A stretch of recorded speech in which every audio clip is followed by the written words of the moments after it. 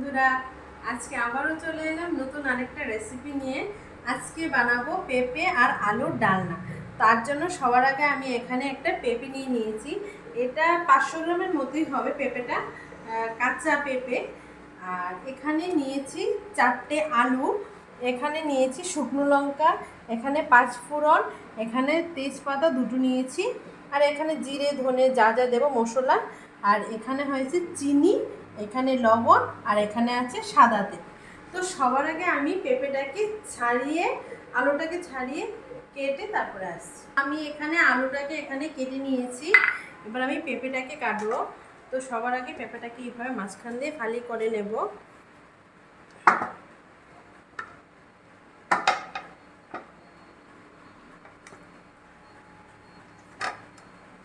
কেটে নিলাম, এবার এগুলোকে ছাড়িয়ে নিচ্ছি।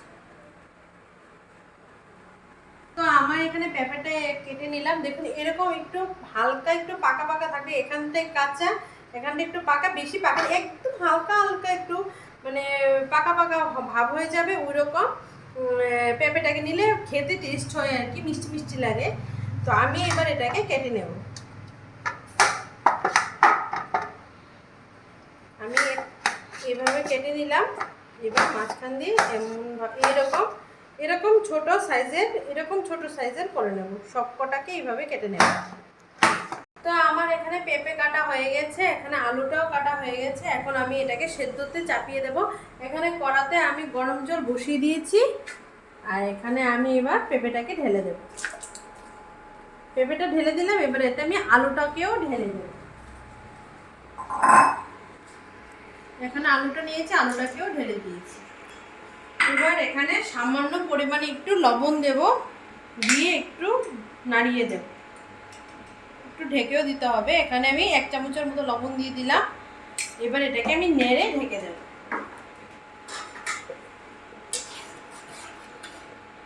নাড়িয়ে দিলাম, এবার আমি এটাকে ঢেকে দেব।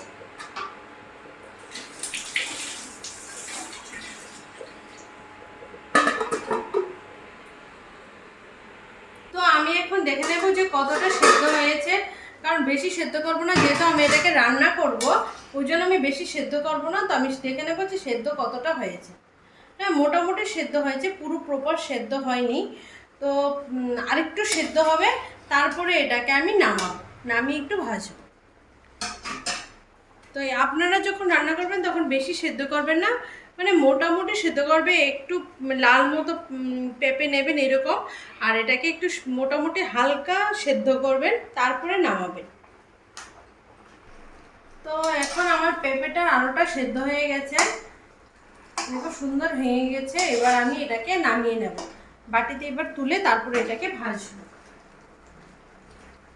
তো এই জলটাকে ভালো করে ছেঁকে ছেঁকে তুলে নিতে হবে। জলটা আমি নেব না, আপনারা চাইলে জলটাও দিতে পারেন ঝোল হিসেবে, তবে আমি আর দিচ্ছি না, আমি এই জলটাকে ফেলে দেব। সবকটা আলু আর পেঁপে আমি এইভাবে ছেঁকে ছেঁকে বাটিতে তুলে নিচ্ছি। তো সবার আগে আমি এখানে একটু তেল দিয়ে দিচ্ছি।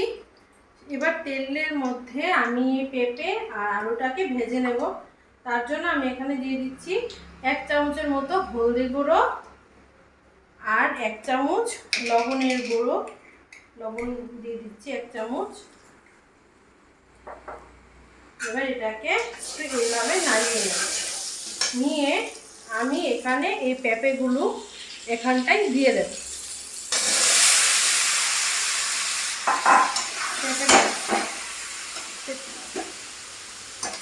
পেঁপেটাকে ভালো করে একটু ভেজে নিতে হবে।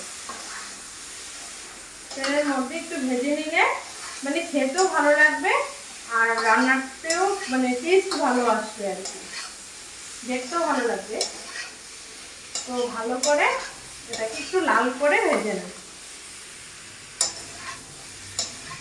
এভাবে একটু আলুটাকে আর পেঁপেটাকে একসাথে ভেজে নিতে হবে।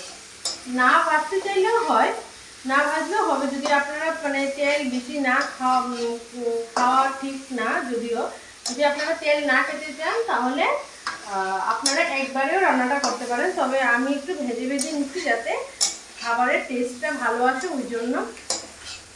তো আমার এখানে ভাজা হয়ে গেছে, মানে আরেকটু ভাজাটা হবে আর কি, তারপরে এটাকে আমি নামিয়ে নেব।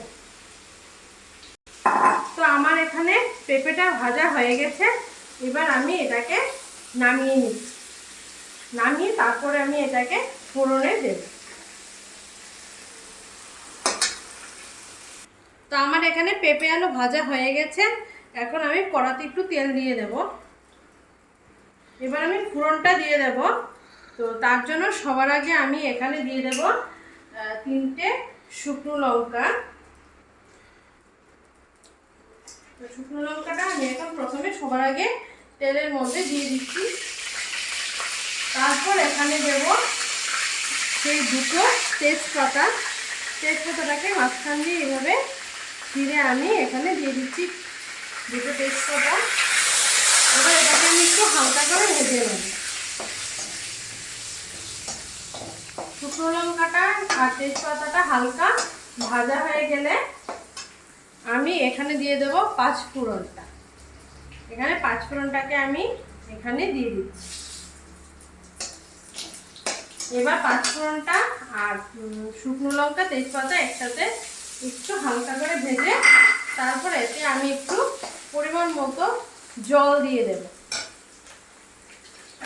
আপনারা যদি বাটা মশলা ইউজ করেন তাহলে আর জল দিতে হবে না।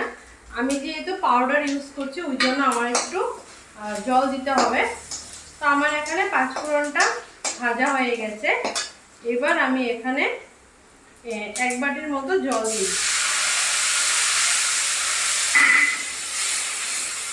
এবার আমি এখানে দিয়ে দেব ধনে পাউডার 1 চামচ আর জিরে পাউডার 1 চামচ। আর এখানে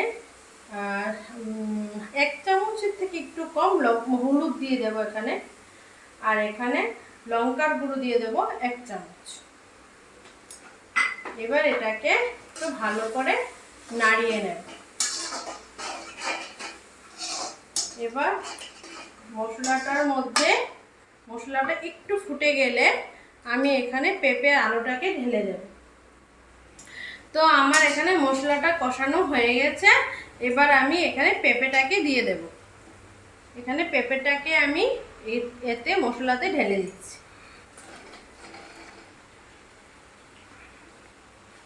তো এবার মশলাটার সাথে পেঁপেটাকে আমি একটু ভালো করে কষিয়ে নেব। কষিয়ে আমার মানে এটাকে বেশি কষাতে হবে না, আমি যেহেতু এটাকে আগে ভেজে রেখেছিলাম ওই জন্য বেশি কষানোর দরকার নেই। এবার আমি এখানে দিয়ে দেব পরিমাণ মতো লবণ আর পরিমাণ মতো চিনি। তো আমার আগে একটু লবণ দেওয়া ছিল, ভাজার সময় একটু লবণ দিয়েছিলাম, ওই জন্য আমি এখানে 1 চামচের মতোই লবণ দিচ্ছি।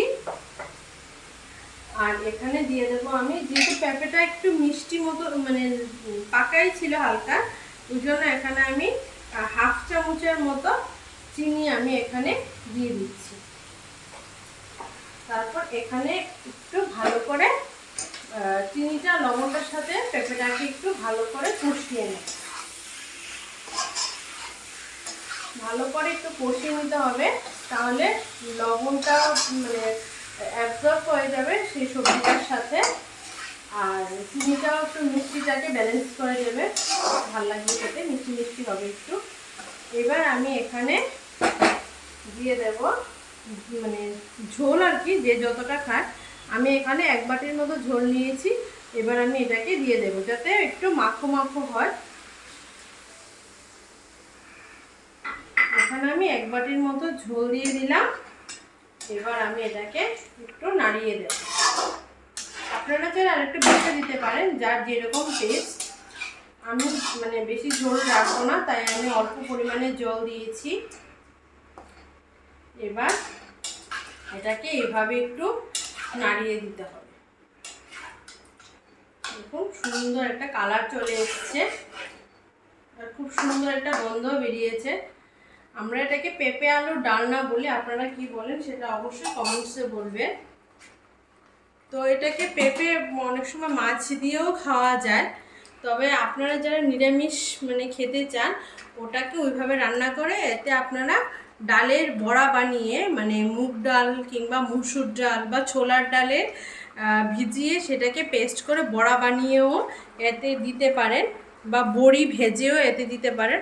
আমি আজকে একদম সিম্পলভাবে করলাম। আমি এতে কোনো প্রকার বড়া বা বড়ি কোনো কিছুই আমি দিইনি, একদম নর্মালভাবে সবজি রান্না করেছি, মানে আলু আর পেঁপে যেভাবে রান্না করে ওইভাবেই রান্না করেছি। আপনারা চাইলে এতে পাঁচফোড়নের বদলে পেঁয়াজও দিতে পারেন। আমি এখানে পেঁয়াজ দিইনি, আমি একদম নিরামিষ যেভাবে রান্না হয় আমি ওইভাবেই রান্নাটা করেছি। আপনাদের যদি অন্যরকমভাবে খান তাহলেও খেতে পারেন, কোনো অসুবিধা নেই। মশলা চাইলে মানে করতে পারেন, জিরে ধনে দিতে পারেন, বা না চাইলে নর্মালি এভাবে পাঁচফোড়ন দিয়েও খেতে পারেন, ভালো লাগে খেতে। আমার এখানে দেখুন পুরো রান্নাটা কিন্তু কমপ্লিট, পুরো হয়ে গেছে, ঝোলটা একদম মাখো মাখো হয়ে গেছে, আর পেঁপে আলুর সাথে একদম মিশে গেছে পুরো, দেখুন। আর যাদের বাড়িতে এরকম অসুস্থ রুগী থাকে, মানে পেঁপে খেতে চায় না, বা কাঁচকলা পেঁপে ওগুলো তো খাওয়া দরকার শরীরের জন্য, ওরাও কিন্তু এইভাবে রান্না করে খেতে পারেন, খুব ভালো শরীরের জন্য। আর পেঁপে তো আমাদের শরীরের জন্য খুবই উপকারী একটা সবজি। এই পেঁপে মানে যারা খেতে চান না ওরা এইভাবে রান্না করে খাওয়াবেন, খুব ভালো লাগে। তো বন্ধুরা, আমার রান্না পুরো কমপ্লিট। আর এখানে আমার পেঁপে আলু রান্নাটা কেমন হয়েছে অবশ্যই সেটা জানাবেন, আর এইভাবে রান্না করে খেয়ে বলবেন যে কীরকম লাগে। তো আমি আজকে এইভাবে রান্না করেছি, আপনারা অবশ্যই এইভাবে বাড়িতে একবার রান্না করে খেয়ে দেখবেন, খুবই ভালো লাগে। তো আজকের জন্য এই পর্যন্তই, আবার দেখা হচ্ছে নতুন আরেকটা রেসিপি নিয়ে। আজকের জন্য টাটা।